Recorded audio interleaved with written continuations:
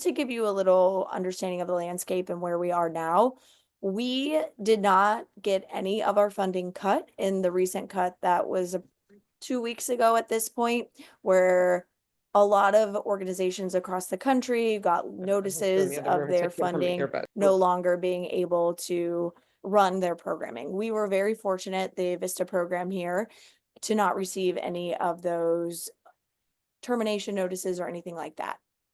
What I do just want to say is that all of our conversations today are still pending any changes with funding. We do feel very confident that moving into August, when the majority of our cohort will start, when all of you will start your VISTA terms, that we are fully funded through the funding that goes through September, and we'll be able to move forward without any complications or issues. With that being said, I do just want to be very transparent that there potentially is limited to no flexibility around start dates this year. The only thing we feel pretty confident about is August. Any start dates that come after August come with a different budget year and complicates things a little bit more. So as you're moving through these next 6 to 8 weeks, I want you to really think about how you can intentionally be recruiting and looking for people to come onto your organization for those start dates. Right now, we have all of our Vistas in the August cohort starting on August 11th. We potentially have some flexibility with a later August start date if that needs to happen, but we really want people to target that August 11th start for the VISTA cohorts this year. We will be very transparent over the next several weeks if we learn any additional information about August not starting. We have submitted your opportunity listings. They are being approved at the AmeriCorps level, which leads us to believe that we will be able to move forward with no complications, but obviously you'll be the first to know if anything changes.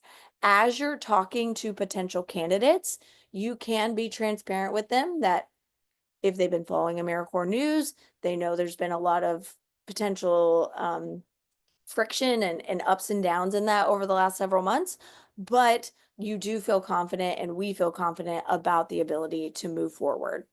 I will be available to answer any questions about AmeriCorps specifically at the end. You can kind of keep those in the back of your mind. But we have a lot to cover today, so I don't want to just get bogged down in AmeriCorps specifically, but I will answer any and all questions that do come up at the end of today's presentation. But I did just want to give everyone a snapshot of where we are. Confidently moving forward, we have listings get approved, so we do believe that August start dates will be strong and be able to move forward. Okay, so now we're really going to jump into our conversation for today. And during your MOU meetings, you had the opportunity to talk through VADs, opportunity listings, things like that. So now we're really leaning into the second half of this process, which is the recruitment, nomination, onboarding, and eventual start of your VISTA members. And when we think about this recruitment process, it's a pretty static timeline here of from now and potentially before now through July 4th, you should be recruiting and interviewing candidates. On July 4th, we will need you to submit your nomination for your VISTA member. Once you've submitted that nomination at the latest date being July 4th, you could submit it earlier if you have these individuals identified. Danielle and I will have one-on-one conversations with your candidates to answer any questions, explain the processes, and all of those things. By July 11th, your VISTA will need to have completed the AmeriCorps application, which we will talk about today, and support your member through once they are nominated. After they've submitted that application and they've accepted the role from July 11th through August 11th, they are completing onboarding steps from AmeriCorps, which is submitting some documentation. It is attending a couple webinars, and then officially on August 11th, they will start their VISTA term. We work in partnership from now until July 11th for you to recruit and interview candidates, us to support them to complete the application. And then once they've completed the application through their start date, we then take over the majority of the responsibility to make sure they complete those forms and they get through the onboarding systems of AmeriCorps. So this is the general flow with those dates and those timelines. I do just want to really highlight that the recruitment of the VISTA members is the responsibility of each of your organizations. We are providing support today, and we will be there alongside of you to answer any questions, but we do really recommend casting a very wide net, finding individuals through your own communities, your own connections, but then also will use your opportunity listing in the AmeriCorps website, and we'll go through that more specifically later today. So I also want to highlight here the early termination and refills. And this is a really important thing to talk to your VISTA about in the interview process to make sure they are committed to your organization for that 1 full year of service. So if you have a VISTA who you interview, you find and they agree to come on and they start their VISTA term, if they resign at any point, whether it's 1 month in or 6 months in, 8 months in, we will not be able to put a different person into that role. Once that person resigns, then you are without the VISTA resource for that rest of that programming year. Same thing if you go through an early termination. If you have a VISTA and they are just simply not meeting the requirements of the role and you ask to have them removed from your organization, we will not be able to refill. So as you're looking for candidates, as you're interviewing candidates, and as you're finding the appropriate individuals, it's important that we lean in to talking to them about the full year commitment, them understanding their responsibility in the role, what they'll gain from the experience, but also making sure that they are willing to commit to this position, because if they do leave, I just really want to highlight, we won't be able to give you a new person to fill in where they left off.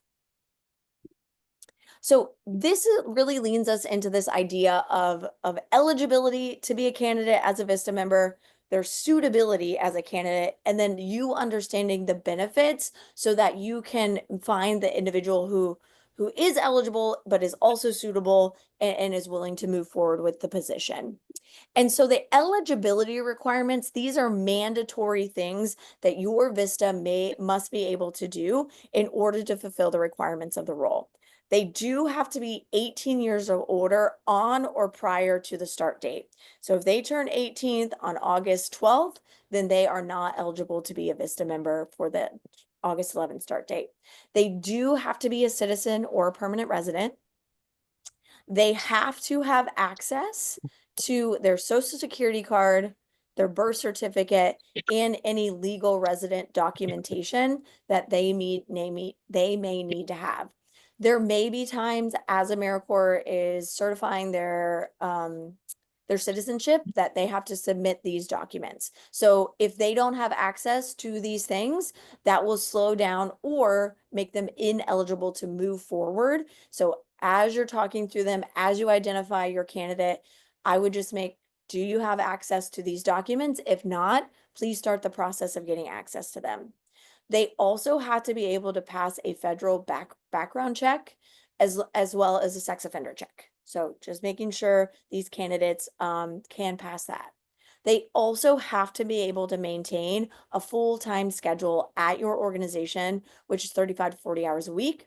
They cannot be enrolled in school full-time or have a full-time job outside of this. This should be their main commitment. And if they're in school part-time or if they have a part-time job, that is allowable, but there's not enough time in really anyone's schedule to be in school full-time or do this VISTA role full-time. Same thing with a job. And they have to live within a commutable distance of your office or your communities so that they can come in if that's a requirement of the role. So baseline, no matter what other skills this person brings to the table, they have to be able to meet these requirements. So these are the eligibilities. AmeriCorps roles, not up to us, or Coach Cross America roles. This is different than suitability. Suitability is having the skill sets that you need this individual have to carry out the activities that you've outlined in your VAD. So on the Up to Us or the Coach Across America side, we need to make sure that your individuals are able to actively participate and engage in our programming. We do have professional developments, we have one-on-one check-ins, we have communities of reflection, we have data tracking that we need your individual to participate in, and they need to be able to commit to participating in that alongside of the work that you're doing. Of that 35 to 40 hours a week, or about 160 hours a month, we are asking from your members 2 to 2.5 hours of their time each month. It's not a lot of time, and we need to be able to have your person participate. We also need your individual to be someone who will communicate in a timely manner. That is in the lead up, completing their application, but also throughout their VISTA term.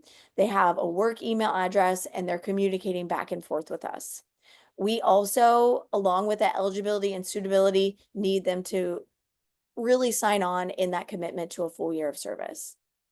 On your side, you have all of the spectrum and all of the room to decide what is a suitable quality that you need your individual to bring to the table in order to meet the requirements of the role. This could be an education level, this could be soft skills like writing skills, communication skills. It could be specific competencies around Canva or specific donor databases. It could be harder skills, language fluencies.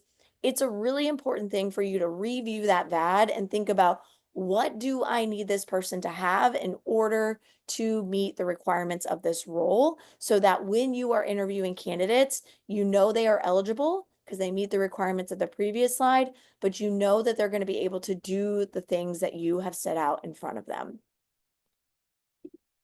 So when we think about the suitability of a position, if we need someone to have analytical skills or database knowledge, you can start thinking about that. You can think about public speaking, marketing, and social media. So start kind of digging into the actual skill sets this individuals might need. We can also think about their ability to be adaptable. They need to be bilingual, like I said, any kind of communication skills, conflict resolution. Do they need to be able to work with a diverse population, with board members versus parents versus volunteers, sending out communication? Is there any kind of cultural awareness that you need them to have in order to meet the needs of your community? Is there the flexibility? You do get to set that schedule for them. So if you need this individual in the office Wednesday through Sunday and they get Monday, Tuesday off, you need to make sure that you're communicating that timeline and they have the suitable work schedule to be able to meet those timelines. So we also want to think about benefits versus features. So the benefits of the program are the things that AmeriCorps will provide to every single individual who is coming through. And that means that there are things like their living allowance, they'll have access to health care, they'll have access to some PTO days, they will have access to all those types of things. You can also think about these benefits and features of the things that you are additionally bringing to the table that will make this VISTA role feel enticing, or they'll get something out of it. So if you are a soccer organization and you're like, if you sign up to be a VISTA at our organization doing marketing, we will also pay for you to go through some sort of certification process. Or we at the Women's Sports Foundation, we send all of our employees to this specific conference. You'll also be able to go to it and do all this type of networking. If you have special events and you have a really cool opportunity, you're located in New York, but you go to this event in LA and you think that would be a benefit or enticing to someone, talk about that when you interview with them. You can also talk about the features or the things they may gain from being at your organization for a year. If it's working with specific or interesting groups, if you work with Nike, if they're a sponsor of yours and you get to work with the community partnership team at Nike and they're creating relationship there, and that seems like it would be cool to a candidate, talk about that feature of your organization. Also, you are all doing amazing work in the communities that you're serving. Talk about the impact that your program makes within your specific communities, within that specific sport, and then, lean into that as to a benefit or a feature of working at your organization. So We do understand that the VISTA experience does offer a limited living allowance. People are, have to be a little scrappy to make it through. So you want to entice them to understand that this year of service will not only give me professional experience, but it will give me these unique opportunities that I'll only get through this opportunity with this VISTA program and with your organization. So now that we've done a deep dive, we know what makes someone eligible, we know what we need out of a candidate to make them suitable, and we can start to identify what are some benefits or features of specifically our organization that could make this interesting to an individual. We understand that, we know who we're looking for. Now we can really start recruiting. And so there's two things that will be happening within the recruitment process. The first one will be your specific efforts to find someone. And then AmeriCorps is going to potentially bring some individuals into you through your opportunity listing. So I'm going to talk a little bit more about your efforts, and then Danielle will get into the e-grant side of things. So we really recommend moving through this recruitment process as you would with a full-time employee or volunteers, really anyone you're targeting to come into your organization, to think about this as four steps. First one is to really develop a plan. Who is your potential candidate? Are they prior students of your program who are graduating college? Is it local college athletes? Are they potentially volunteers that you've had at your organization previously? Are they parents? Who is this candidate? Where might they be located within your community? And you've identified those skills. Now you're going to start developing those marketing materials. Are you going to post this on social media? Are you going to send it to career service offices at local organizations? Are you going to put it in your newsletter? Are you going to send it to your board member to blast out to their communities? You have to have these materials developed so that when you send them out, it has all the information that someone might need to contact you about this role. Then you start marketing the opportunity. You post it, you send it, you put it really everywhere you think those potential candidates could be, casting that really, really wide net. The wider the net we cast, the more potential candidates we can have come in. And then from there, we can weed out the individuals who meet the eligibility and suitability requirements as opposed to those who may not. And then the fourth one is if you're sending this out, you're engaging with all these board members and things like that, you can also think about other areas that you may want to engage. It could be local organizations. If you partner with YMCA's or different places like that, you can start thinking about how you can bring those individuals into this potential interview process. But the most important thing here, I would say, is have a plan, develop some tools to do that outreach, and then spread that net as far and wide as possible. We will send out after this a kit with some sample social media posts, with sample flyers, things like that, so you can update it with your specific information and use it as a tool. We also want to talk about when posting this, there are some things that could deter someone from feeling like they may be able to meet the requirements of the role. So when we're talking about the idea of suitability, if you put into like your description of the role, you need 2 years of experience to do something like volunteer programming. If I don't have 2 years of experience, it may make me feel like I am not really going to be able to do the role, so I won't apply. So this could also be an idea of what do you actually need someone to be able to do to coordinate volunteers? Do they actually need 2 years of experience, or do they need to have the ability to coordinate people? Do they need to have show an interest in management? Do they need to be committed to forming relationships with people? Because that makes that role feel more like they can do what you're asking them to do if they don't necessarily have the experience of 2 years. So we can kind of think of another example as well. If this is the recruitment message you put out, which is like what we could see anywhere, we're seeking a motivated individual. Individuals who have experience working with community organizations and fostering partnerships, especially those with experience connecting with organization and stakeholders to strengthen networks. You will bring strong communication skills, both written and verbal, to raise awareness about our programs. Your bachelor degree in communications or nonprofit management will help you excel in this position. Finally, you must be 18 years or older. So this is a very normal recruitment message you might send out to individuals who could meet the requirements of the role. So this is where you could start thinking about, do you actually need this person to have experience, or do you need to have skills? Same thing with the degree. Do they actually need to have a bachelor's degree in communication, or are there things that you want someone to have in terms of the experiences or their ability to do specific things? So a reworking of that same thing was, we are seeking motivated individuals who can connect with community members, organizations, and stakeholders. So I could do that. I don't have experience in it, but I know how to connect with people. You have creative thinking and problem solving skills that you can use to develop effective strategies that address food insecurity and improve food distribution systems. You have strong communication skills, both written and verbal. So this just changed the script a little bit to be skill based, to provide those suitability needs that you distinguished earlier when you're figuring out your ideal candidate.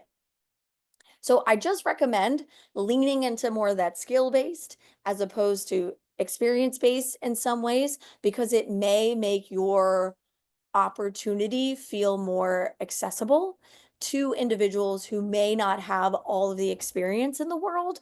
Maybe they're still in college, maybe they've never gone to college, but they do have these skills to make them a high quality candidate.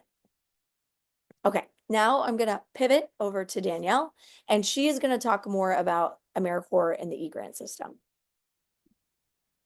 Thanks so much, Kim. So Kim talked about your efforts of recruiting. Now we're going to talk through your opportunity listing.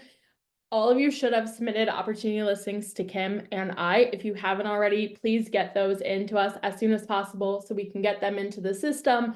They can get approved to go live so that they can also start bringing in candidates that way. The opportunity listing is another tool for recruitment. I will say here it is hit or miss. Some sites and roles get a ton of candidates who apply that are really quality candidates, and others don't. So just think of it as another avenue for recruitment, but also leaning in on those your own efforts like Kim was talking about.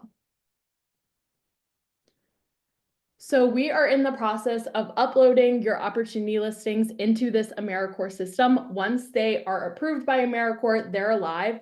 We will send you the link. Some of you already have live links. You're starting to get in candidates.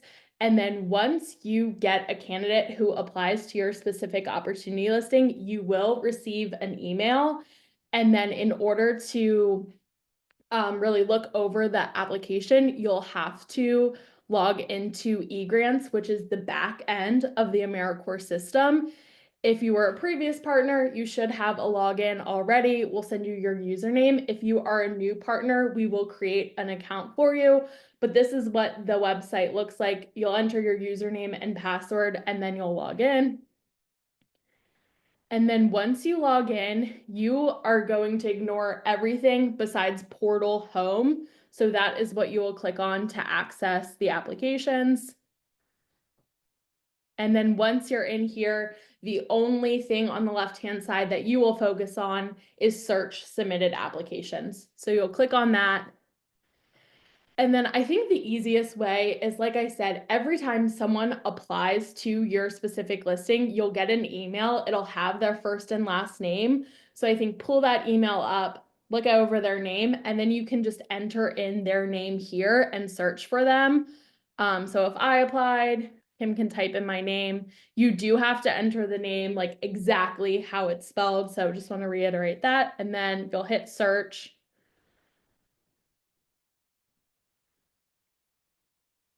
The AmeriCorps system is a little slow sometimes, everyone, but it'll pull up the application, the main thing here is just checking that program column to make sure that this person is the right candidate who applied specifically to your role. So you should see your specific host site organization name in that program column. And then once that aligns, you'll click on the name that will pull up this person's application. The first page will have their contact information, so you're able to contact them. You can look through why they want to become a VISTA member. Next tab will have their skills and experience, their education, community service, and then it'll also have some reference information that you can look over as well.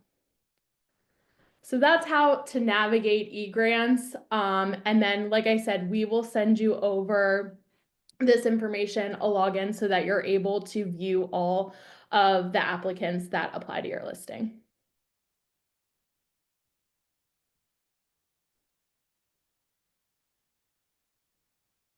Perfect.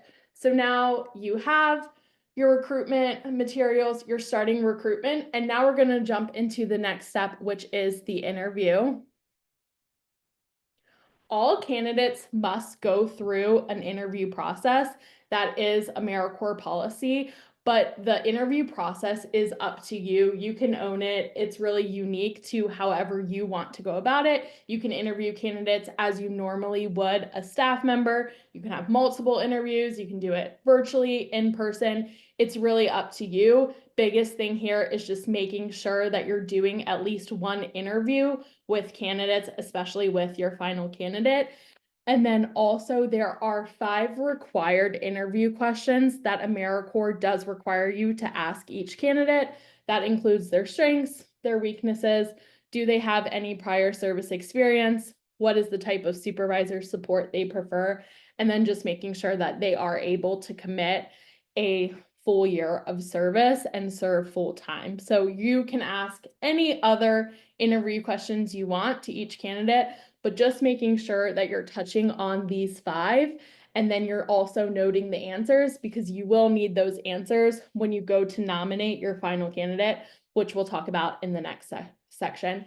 And then some other things to think about, and Kim kind of touched on this, is that the VISTA role should be their only full-time responsibility. So if they are in school, if they do have another job on the side, just understanding more of their schedule, making sure that it's only part-time, it's not going to interfere with their service year.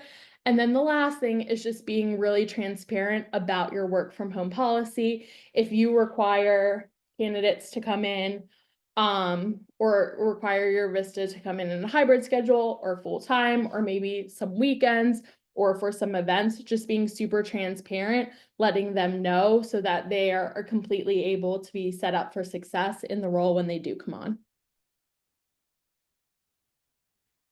And then when just thinking about how to talk about the role, how to talk about the AmeriCorps, the biggest thing here is just making sure that they are aware that this is an AmeriCorps service position. You can let them know that AmeriCorps is that federal organization in charge of all national service throughout the year, but really just reiterating that they are, or the VISTA role is going to feel and look a lot like a full-time job, but they are specifically in an AmeriCorps program.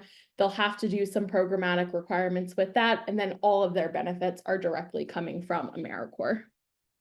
You can let them know that the specific program that they'll be in is VISTA. It stands for Volunteers in Service to America, and then this is a capacity building program. And then lastly, you all have submitted the VAD to us, so you can use that as a tool in the recruitment process.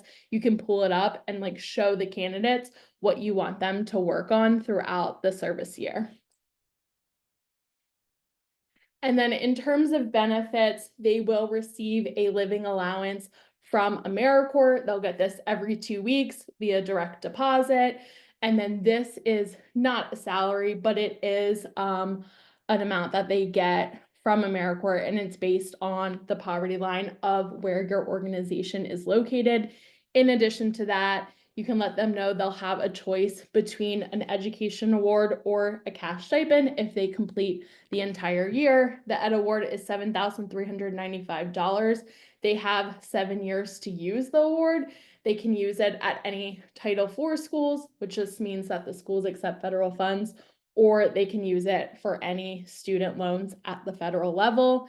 If they don't want to opt for the education award, they can choose the cash stipend. It's $1,800, and then they'll receive that in their last 2 paychecks. So it's like a bonus for completing the year. And then lastly, when you're recruiting, if you're finding that candidates are going to relocate to the city where your organization is to serve, and they're relocating over 50 miles, then AmeriCorps does provide them with a relocation benefit.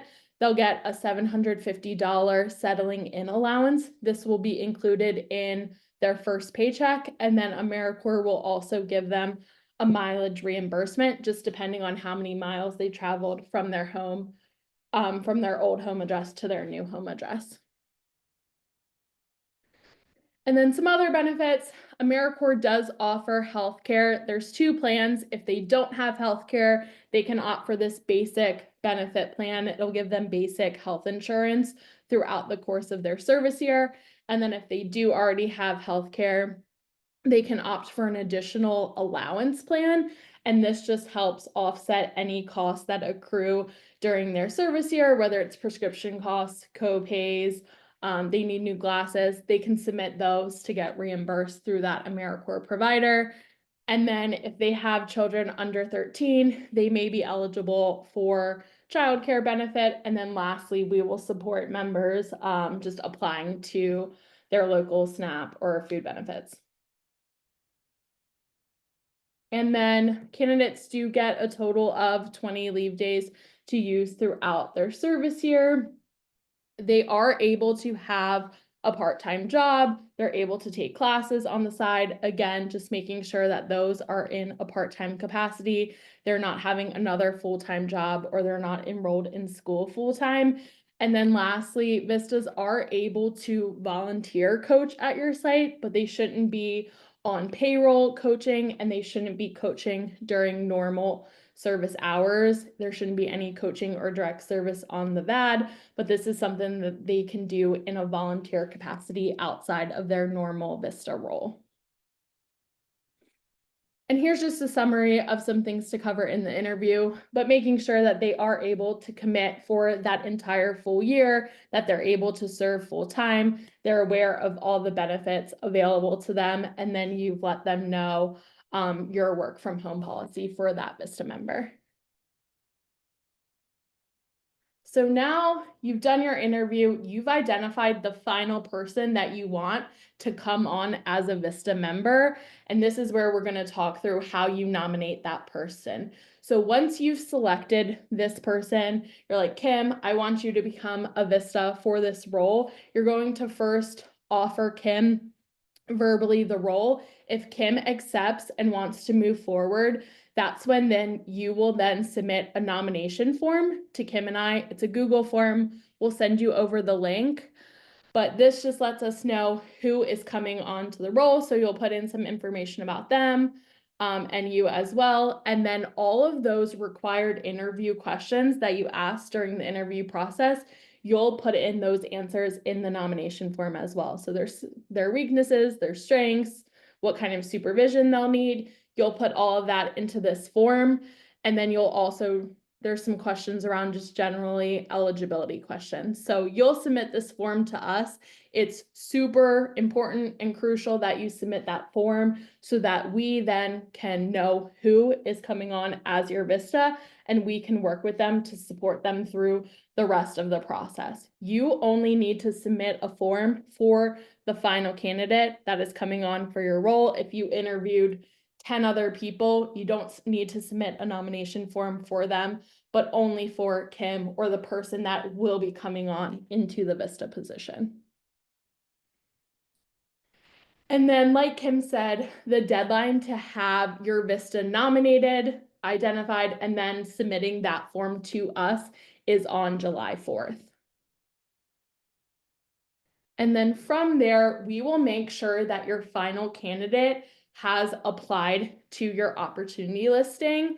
If you received them from eGrants, they already applied through your opportunity listing, great. If you found this candidate through your own efforts and they haven't yet applied to your opportunity listing, we will then work with them to make sure that they have a complete application. The final person who you're bringing on has to have a complete application to your opportunity listing, because that's then how AmeriCorps moves them on into that onboarding process. So when they're applying, there's really 3 steps. We have a step-by-step guide that we can send over to you that you can also give to candidates. We will support them through this application process as well.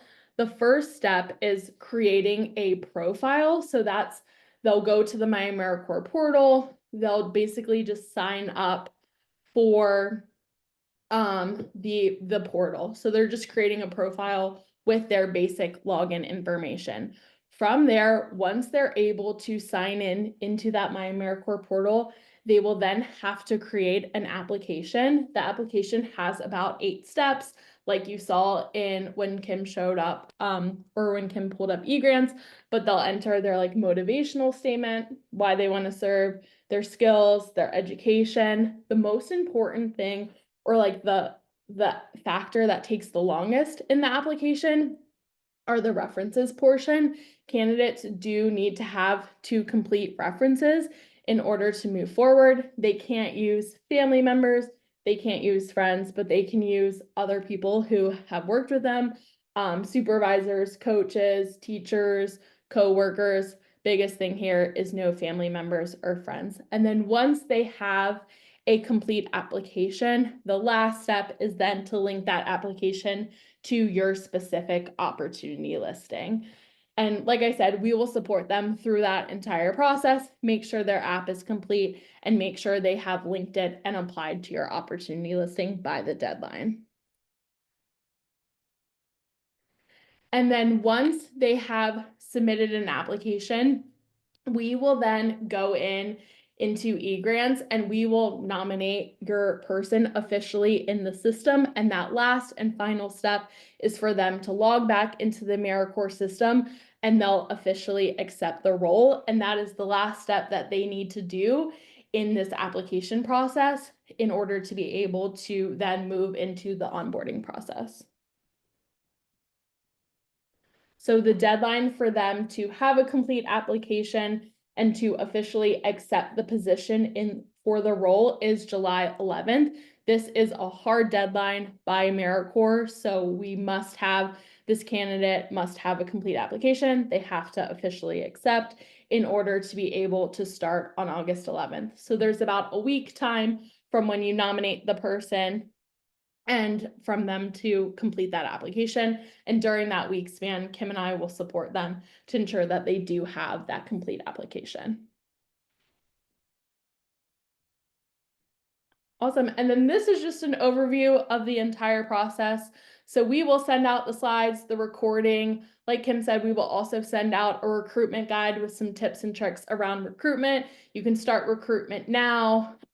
You'll be able to recruit, interview, and then by July 4th, you should have that person identified for who you want to move into the VISTA role. We'll work with them to complete that application. They have to have that complete application by July 11th. And then from there, Kim and I will really take over that process. We'll work with them to complete the onboarding forms that are required by AmeriCorps, and then they'll be able to start on August 11th. So now that we've thrown 100 million things at you, does anyone have any questions about any of the processes, about AmeriCorps, about how to move through this, anything that wasn't clear? Kim, quick question for you. I don't know if I missed it, but did you talk about like the ongoing like PDs? Is that still gonna, like the model still gonna stay exactly the same? Yeah, that's a really great question. So when we talked about like the suitability on our side, we do have programming that all of our vistas will continue to participate in that they'll move through. So each month, the vistas in the program will attend a professional development. That is typically the last Wednesday of the month from 1 hour. They will be put into a community of reflection, which is a 45-minute meeting with a smaller group to talk about their projects, and talk about challenges, things like that they're experiencing.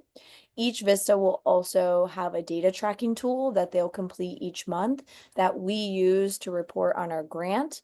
And then each month, myself and Danielle will have a section of the cohort, and they'll meet with us one-on-one for 15 minutes, 20 minutes to talk about how things are going, challenges, answer any questions they have about AmeriCorps, about any of those types of things. So like I was saying, about 160-ish hours they are working alongside of you in that full-time capacity, serving alongside of you. We are asking for about 2 to 2.5 of those hours to complete those 4 things.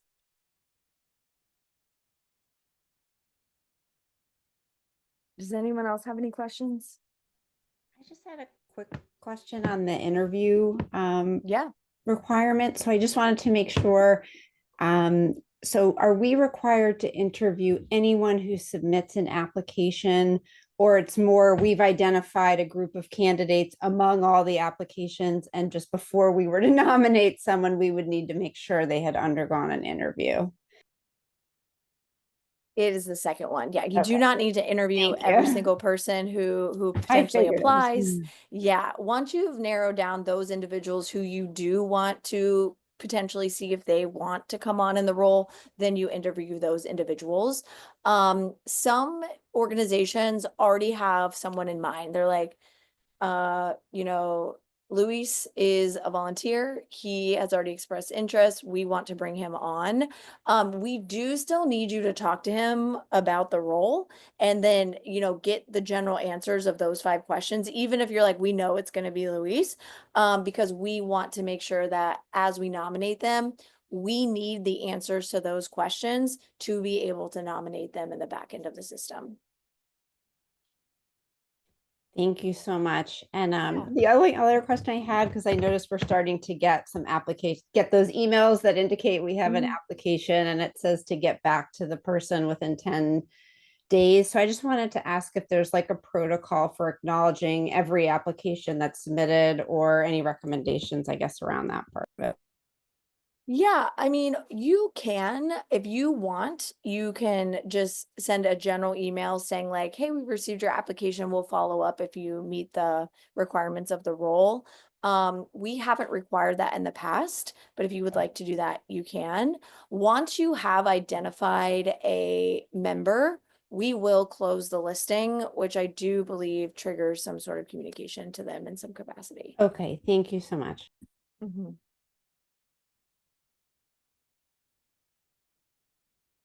Any other questions? I know that was a lot of information. If you're new to this process, it does sound a little overwhelming, but it's not as bad as it seems. It's really just leaning into recruitment, nominating, using that form.